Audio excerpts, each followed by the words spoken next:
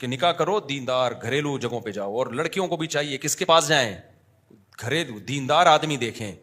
اچھا بعض خواتین دیکھ رہی ہینڈسم ہونا چاہیے,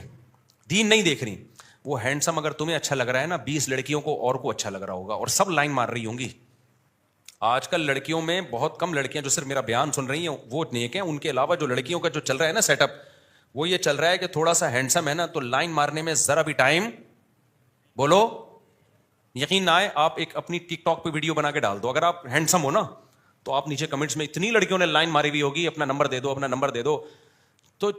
کوئی خاتون جب ایسے مرد سے نکاح کرے گی تو بھائی صرف آپ ہی کو اچھا نہیں لگ رہا, آپ کے علاوہ بھی بیسیوں کو اچھا لگ رہا ہے. اگر یہ دیندار ہوگا تو آپ پہ گزارا کرے گا, دیندار نہیں ہوگا تو شادی آپ سے کرے گا.